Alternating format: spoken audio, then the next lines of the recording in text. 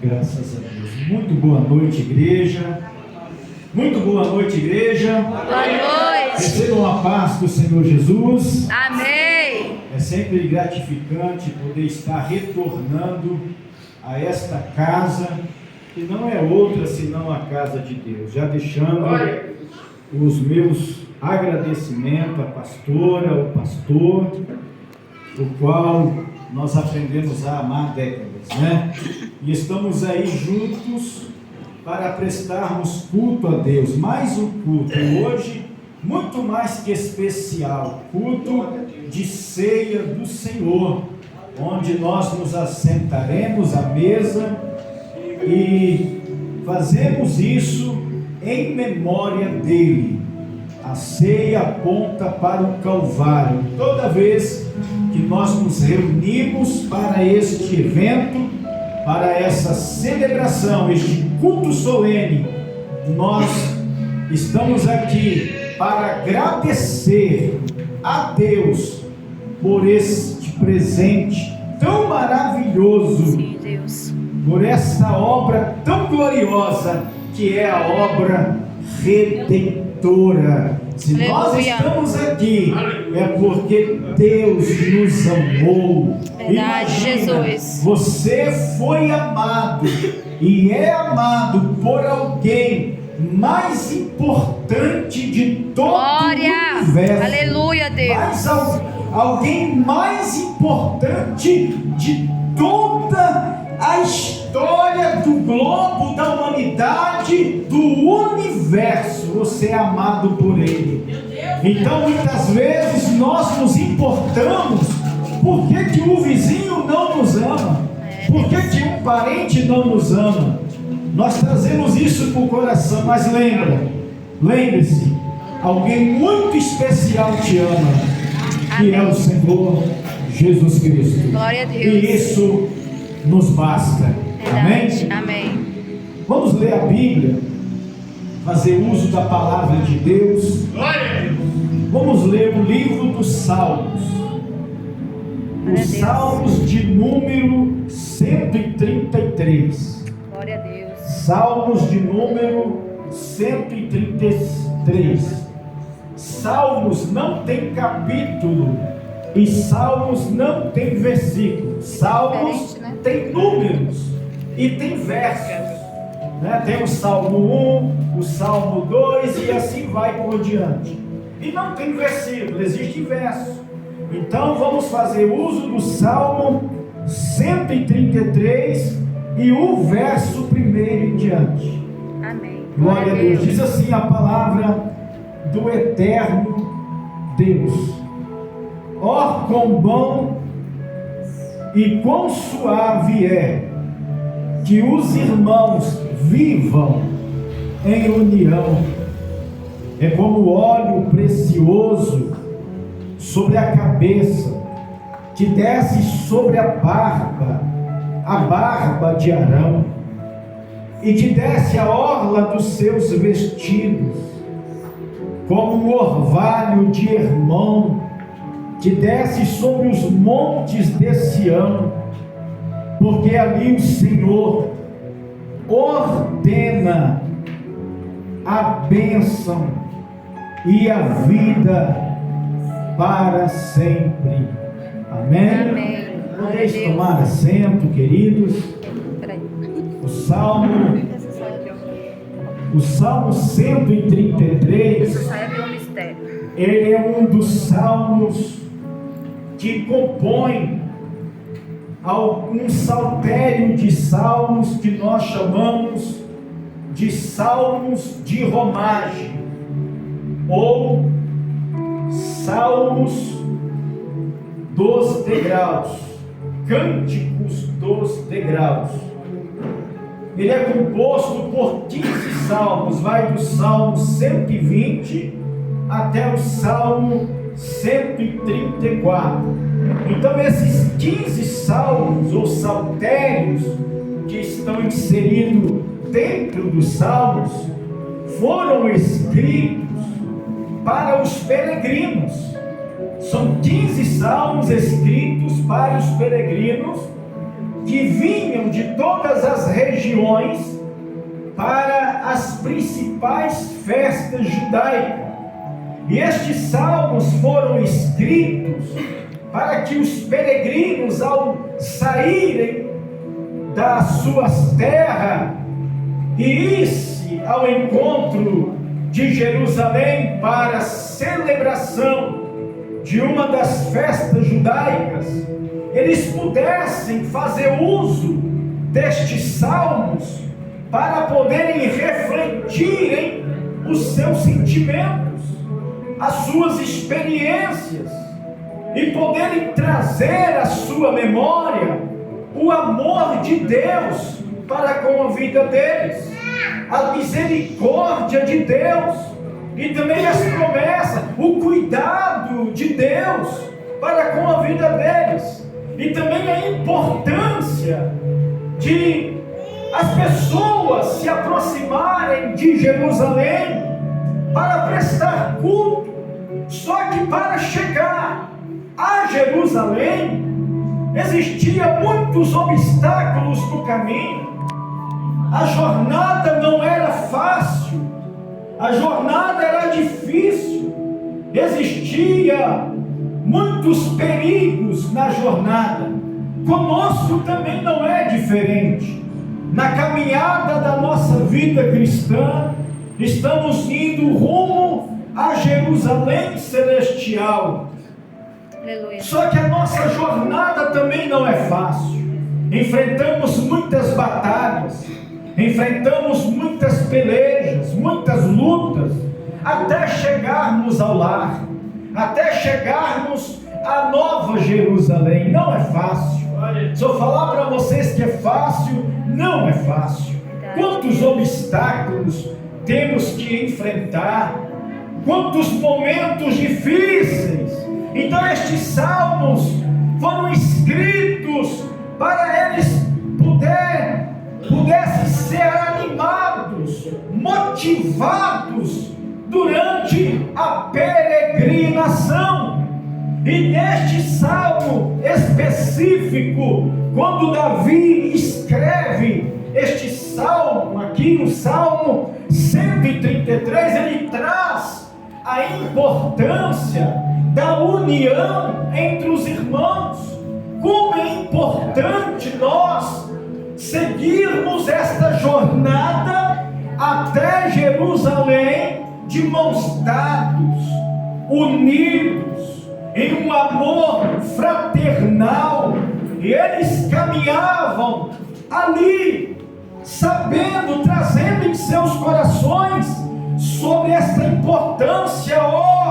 Quão bom e quão suave é que os irmãos vivam em união, porque eles estavam indo em direção a Jerusalém, em direção ao tabernáculo. Naquela época ainda não existia o templo. O templo de Salomão foi construído mais tarde, mas existia uma tenda em Sião, e dentro daquela tenda que ficava em Jerusalém havia a arca, que representava a presença de Deus, e era muito importante, era muito necessário. A cada ano, a cada festa, a cada celebração, todos os judeus, todo o povo de Israel saísse das suas terras, isse ao encontro de Jerusalém para prestar culto. Jerusalém era considerado a casa de Deus, e eles tinham que entender que não seria possível marchar, seguir rumo à casa de Deus para prestar culto a Deus com seus corações divididos, com seus corações magoados, com as inimizades da vida. Até porque como que Deus receberá o seu culto, sendo que você está de mal com o seu próximo, sendo que você guarda mágoa mágoa do seu irmão, como que Deus vai receber a sua adoração, a sua oferta, o seu louvor, sendo que você tem uma pendência com o seu vizinho, com o seu irmão? Daí então a importância deste salmo, os peregrinos marchando, caminhando rumo a Sião, rumo ao templo, rumo à casa de Deus, para prestar sacrifício, para prestar cultos de louvores, para ofertar o seu melhor. E era importante, fundamental, eles estarem unidos. Oh, quão bom e quão suave é que os irmãos vivam em união. Olha que coisa importante, olha que coisa maravilhosa. Por que Davi escreveu isso? Se nós irmos para a história, se nós mergulharmos na história do povo de Israel, nós vamos identificar que existia uma desunião muito grande outrora, desde que Saul foi levantado rei em Israel. Saul não foi um bom rei, foi um péssimo rei. Ele reinava sobre todo Israel, sobre todas as 12 tribos de Israel. Só que Deus o rejeitou, porque Saul não agradou mais o coração de Deus. Deus então escolhe Davi. Deus escolhe Davi para ser rei de Israel. Só que 11 das 12 tribos de Israel não concordavam em ter Davi como rei. Eles não concordavam. Somente a tribo de Judá aceitava Davi como rei. As 11 tribos não aceitavam. Então eles mesmos nomearam um outro rei para si, o filho mais novo de Saul.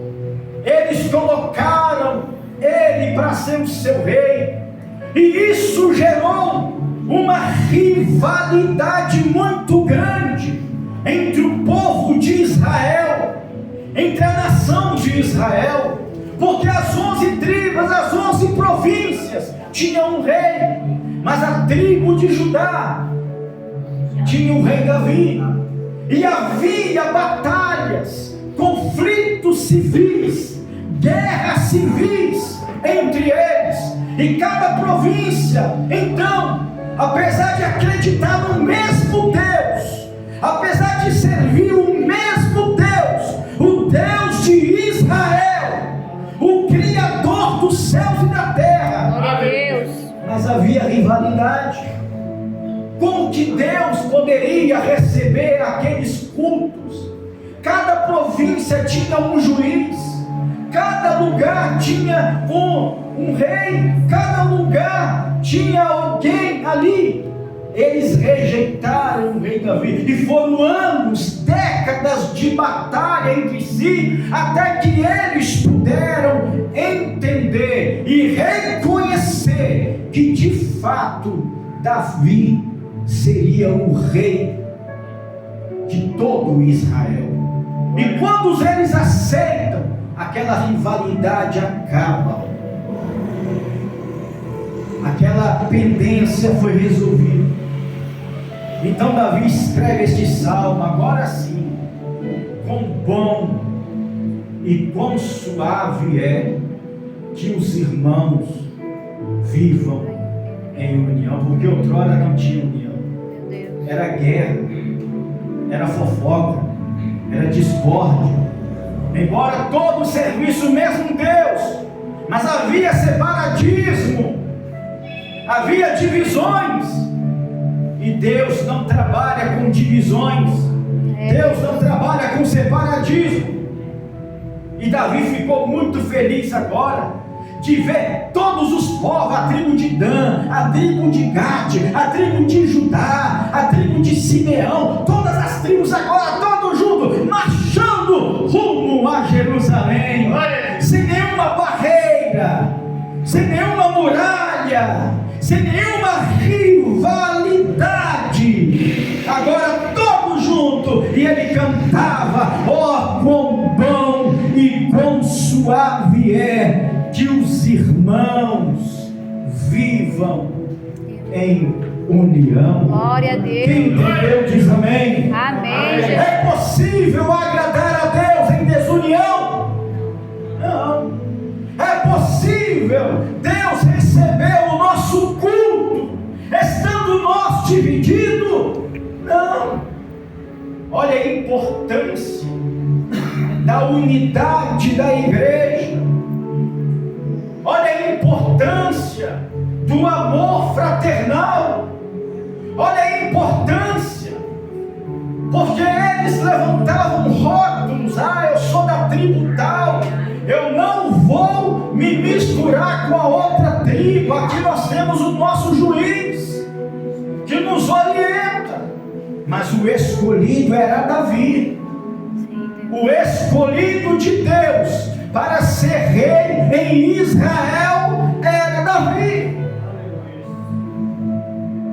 E havia essa rivalidade, mas agora eu vejo um povo unido, marchando, enfrentando os perigos da jornada, de cabeça erguida, quão bom e quão suave é que os irmãos vivam em união. Aleluia. Nossa, Deus. Hoje é culto de ceia do Senhor. É um culto que fala exatamente do amor. É um culto denominado o culto do amor, o culto da união, o culto aonde o Senhor Jesus, lá em Efésios capítulo 2, no verso 14, ele derribou as paredes da inimizade, as paredes da separação, fazendo de todos os povos um só povo. Jesus acabou na cruz do Calvário com todas as facções, com todas as divisões. Paulo diz aos Gálatas 3:28 que agora em Cristo não há mais judeu, não há mais gentil, não há mais pobre, não há mais rico, não há mais servo, não há mais mulher, não há mais homem, mas todos nós agora somos um em Cristo Jesus. Amém. Então a proposta do Evangelho é exatamente isso, é a união entre os povos. Mas hoje, infelizmente, nós vemos alguns grupos levantando bandeiras dentro das igrejas, levantando bandeiras e batendo no peito: eu pertenço à igreja tal e a nossa igreja é a única que vai para o céu. Meu Deus. Lá em Tito capítulo 2, no verso 11, o apóstolo Paulo escreve que a graça de Deus se manifestou a todos os homens, trazendo salvação.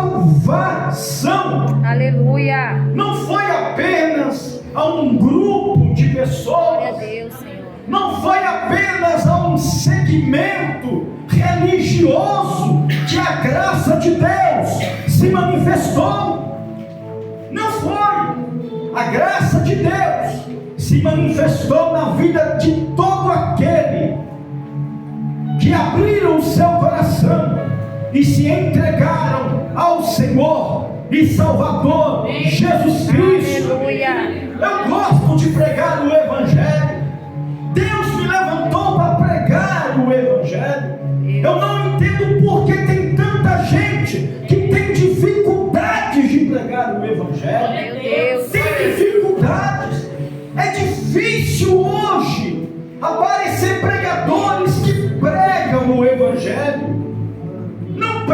o Evangelho. O que nós vemos são entretenimentos. Pessoa lê 1 ou 2, 3 versículos da antiga aliança e começa ali, então não tem conteúdo, porque não pregam o Evangelho. O Evangelho que traz salvação. Aleluia. O Evangelho que de fato liberta o pecador, que levanta o pobre e o necessitado, deixa o monturo e o coloca sentado entre os príncipes. Esse é o Evangelho que eu prego. É o Evangelho que quando você chega aqui na igreja triste, angustiado, você sai daqui alegre, sai daqui leve, sai daqui feliz, sai daqui com uma nova perspectiva. Esse é o Evangelho que Jesus nos ordenou a pregar. Mas hoje em dia estamos vendo umas outras coisas. Tem muitas pessoas que não gostam mais de ouvir o Evangelho, porque o Evangelho fala de renúncia, o Evangelho fala de entrega, fala de troca, o Evangelho fala da morte, eu tenho que morrer para viver, eu tenho que me esvaziar de mim mesmo, eu tenho que me render. O Evangelho fala disso. Aleluia, glória a Deus. E o apóstolo Paulo escreveu ao seu filho na fé, para Timóteo, na sua segunda carta ao Timóteo, 2 Timóteo capítulo 4, e no verso de número 3, ele diz que nos últimos dias iria acontecer exatamente o que está acontecendo nos dias atuais. Iriam se levantar pessoas tendo coceira no ouvido, para não ouvir essa doutrina, para não ouvir a propagação do Evangelho. Iriam ter comichões nos ouvidos, e eles mesmos iriam levantar para si homens que pregassem as mensagens que realmente massageariam os seus egos, aquilo que eles gostariam de ouvir. Levantariam para si homens falsos profetas, para pregar aquilo que realmente eles queriam que pregasse. E Paulo recomenda, adverte Timóteo: eu quero que você, meu filho, pregue o Evangelho, inste no tempo e fora do tempo. Pregue o Evangelho, porque vai chegar um momento que o povo não vai suportar ouvir o Evangelho. Eles levantarão bezerros de ouro no altar, levantarão ídolos para si, homens para si, falsos profetas para si, para pregar aquilo que eles querem ouvir. O pastor César Bianchini não está aqui para pregar o que muitos gostariam, mas eu estou aqui para pregar o Evangelho. Foi essa ordem que o Senhor Jesus fez para mim e para os discípulos e para aqueles que verdadeiramente amam a palavra de Deus. Jesus disse: ide, pregai o Evangelho a toda criatura. Aquele que crer e for batizado será salvo. Aquele que não crê já está condenado. Eu estou aqui obedecendo uma ordem direta do Senhor Jesus, que disse: ide, fazei discípulos, e ensina eles a guardarem todos os mandamentos que eu vos tenho ensinado. Foi isso que o Senhor Jesus ordenou a nós, orientadores, pregadores do Evangelho, a pregar o reino de Deus. Nós não podemos, pastora, levantar bandeira dentro de igreja. Isso aqui não é torcida de futebol, aonde uns é de Corinthians, outro é de São Paulo. A São Paulo é melhor do que o Palmeiras, Palmeiras é melhor do que Santos, e Santos, não, aqui não existe isso. Existe essas divisões em muitas igrejas. Uns batem no peito, eu sou pentecostal. O outro diz, eu sou tradicional, eu sou de uma igreja histórica, eu sou do judaísmo, eu sou da ortodoxa judeu. Não, como que essas nomenclaturas fossem importantes, como que esses clichês, estes rótulos de fatos salvassem a humanidade. Meu irmão, rótulos não salva. Você ser ou não ser pentecostal não garante a sua salvação. Você ser a tradicional não garante a sua salvação. Você ser da igreja A, B, C ou D não garante a sua salvação. O que garante a sua salvação é você pertencer ao reino. Glória a Deus. É você estar inserido no reino de Deus. Jesus vai vir buscar pentecostal, Jesus vai vir buscar tradicional, Jesus vai vir buscar igrejas históricas, pessoas que ainda gemem e tremem pelo evangelho. Jesus vai vir buscar alguns ortodoxos para Jesus. O importante é você se arrepender dos seus pecados e se render hoje aos pés da cruz e dizer: Senhor, perdoa os meus pecados. Aleluia. Eu quero pertencer ao reino de Deus. Glória a Deus. É isso. Aleluia, Jesus. Bater no peito e dizer que é pentecostal. A mesma coisa é dizer: eu sou Corinthians. Jesus. Que importância isso tem, meu irmão? Que importância isso tem para a sua vida espiritual? Você bater no peito. Essa nomenclatura pentecostal existe um pouco mais de 100 anos. Isso não existe na Bíblia. Só porque o Espírito desceu 50 dias depois da Páscoa, numa festa cerimonial chamada Pentecoste, que traduzido é festa das colheitas ou festa das primícias. Mas esse termo de um grupo pentecostal não existe na Bíblia.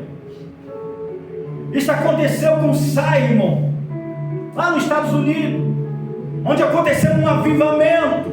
Então criou-se esse movimento pentecostal, e os dois líderes das Assembleias de Deus trouxe esse movimento aqui para o Brasil. Isto é movimento.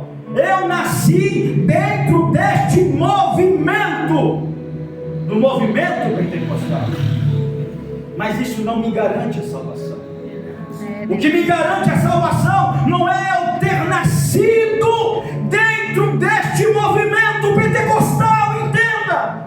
O que me garante a salvação é eu ter nascido de novo, da água e do Espírito, através da cruz do Calvário, o novo nascimento. É isso que importa. Aleluia, Deus. Não importa se você veio da tradicional, do pentecostal, do neopentecostal, da igreja histórica, não importa, meu irmão.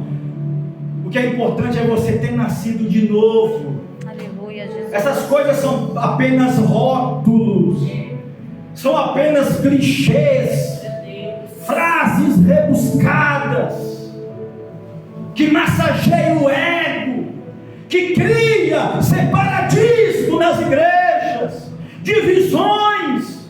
E Davi escreve: ó, quão bom e quão suave é que os irmãos vivam em união. Porque se há união, aí vai acontecer, como Davi disse, se vocês andarem em união, como aquele azeite que desce sobre a cabeça. Aleluia, Deus. E vai descendo pela barba, e vai escorrendo pelo corpo. Meu Jesus. Esse espírito que desce lá de Sião, da presença de Deus, aonde é um coração contrito e quebrantado, esse espírito desce e ele vem descendo pela cabeça, ele vai tomando a sua barra, os seus ombros, os seus troncos, os seus braços, até chegar à orla, até chegar aos seus pés. Glória a Deus. É a plenitude de Deus sobre a sua vida, é a presença real, pastor, da presença do Espírito Santo em nossa vida. Louvado seja Deus.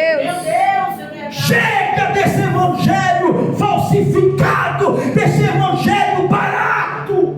Meu Deus. Chega, meus irmãos, dessa podridão. O Brasil está infestado de ratos de púlpito, pregando mentira, usando técnicas de hipnose para enganar muitos. Meu Deus!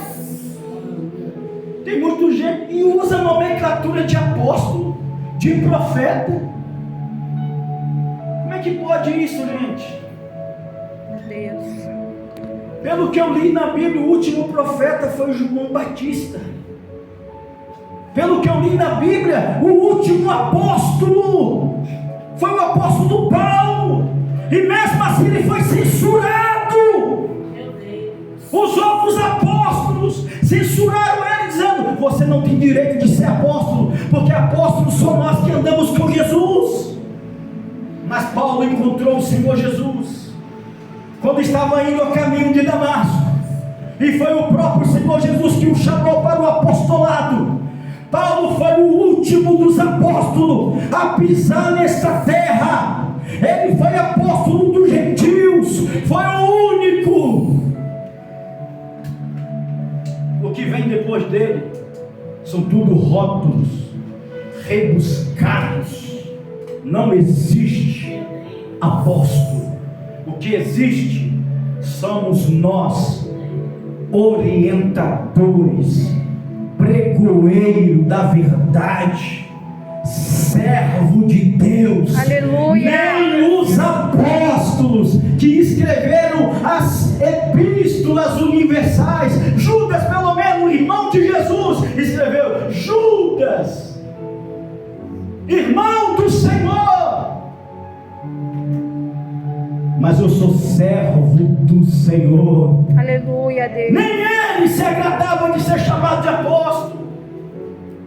Uma pessoa que conhece verdadeiramente o Evangelho, jamais ele aceitaria um rótulo desse, sabendo que não nos cabe a nós gentios. Para começar, nós não somos israelenses, aqui não tem judeus para receber essa nomenclatura. Nós somos gentios. Deus escolheu um povo, porque os seus o rejeitaram, e nós somos reconhecidos pelo reino de Deus como a nação santa, como o sacerdócio real, como a geração eleita. Aleluia. Como aqueles que foram chamados das trevas para a sua maravilhosa luz. E eu me agrado por isso. Aleluia, Jesus. Por eu fazer parte do reino. O que me alegra, meus irmãos, não é eu fazer parte de um segmento pentecostal. O que me alegra não é eu fazer parte de um segmento tradicional, neopentecostal, histórico, ortodoxo. O que me faz, que me traz alegria, é eu fazer parte do reino. Glória a Deus. Fazer parte do reino de Cristo. Fazer parte do reino de Deus. Isso é o mais importante. Eu vim para Jesus dentro de um movimento pentecostal. Eu conheço muita gente que vieram do movimento tradicional, que vieram da igreja histórica, mas o importante é andarmos juntos e não bater no peito dizendo eu sou pentecostal, desfazendo dos outros irmãos. O óleo só vai descer na sua cabeça de verdade quando você andar de mãos dadas. Ó, quão bom e quão suave é que os irmãos vivam em união. Amém? Amém. Quantos compreenderam o Evangelho? Glória a Deus. Aleluia. Glória a Deus. Quantos fazem parte do reino? Aleluia, O Jesus. reino Glória a de Deus. Deus foi estabelecido em vossos corações. Aleluia, Deus. Você pertence ao reino. Você serve a Jesus nessa igreja, em uma igreja de cunho pentecostal. Mas muito mais do que isso, você faz parte do reino de Deus. Aleluia. Nunca esqueça dessa mensagem. O mais importante é você fazer parte do reino de Deus. Glória Não a é de uma Deus. religião. Não se engana como Nicodemos. Não se engana. Eu conheço as escrituras, eu conheço que é o Senhor, eu sei que o Senhor é Deus, é Filho de Deus, porque ninguém faz os sinais miraculosos que tu fazes se Deus não for com ele. Jesus falou: Nicodemos, se você não nascer de novo, você não vai poder entrar no reino de Deus. Segmentos não te encaixa no reino de Deus. Religião não te encaixa no reino de Deus. O que me encaixa, pastor? Nascer de novo, arrepender-se dos seus pecados, dizer para o Senhor: eu estou arrependido. Dizer como aquele malfeitor da cruz: Senhor, lembra-te de mim quando tu entrares no teu reino. E o Senhor vai dizer: meu filho, ainda hoje tu estarás comigo no meu reino. Aleluia. Meu Deus. É instantâneo, é uma questão de decisão. Se você está fora, você fala: Deus, eu quero estar dentro. A partir de hoje, você que está fora é um simpatizante da fé, É, Deus. é um religioso, está presos às nomenclaturas e aos clichês. Vamos se desprender dessas coisas, meu irmão. Muito mais do que isso, é sermos filhos de Deus. Aleluia. Filhos do Deus Altíssimo. E isso pode acontecer agora. Você que me assiste, isso pode acontecer agora, aí mesmo onde você está sentado, aí mesmo na sua casa, aí mesmo onde essa palavra chega, aí mesmo, se você abrir o seu coração e crer no Evangelho, o Espírito Santo vai descer sobre a sua cabeça e vai te envolver, vai descer pelos seus ombros, pelos seus troncos, pelas suas pernas, pelos seus pés, vai te envolver inteiro, e tu farás parte do reino de Deus a partir de agora. Louvado seja Deus. A partir de agora. Amém, Jesus. Que Deus abençoe. Quero agradecer a oportunidade, mais uma vez, a pastora. Irmãos, Deus me chamou para pregar. Eu sou pastor. Todas as mensagens que Deus me dá são mensagens pastorais. Eu sei que uns Deus usa no avivamento, no evangelismo, mas eu entendo que o verdadeiro avivamento é confissão de pecado, é nascer de novo. Muita gente que confunde avivamento com gritaria, com pula-pula, com cai-cai. Isso não é avivamento não, irmão. Avivamento é transformação de Aleluia, vida, Deus. de dentro para fora. É um novo proceder, é uma nova vida, é uma nova história, é um novo testemunho, é uma nova realidade de vida. Você vai sair daqui hoje com uma outra perspectiva, dizendo: eu quero, Senhor Jesus,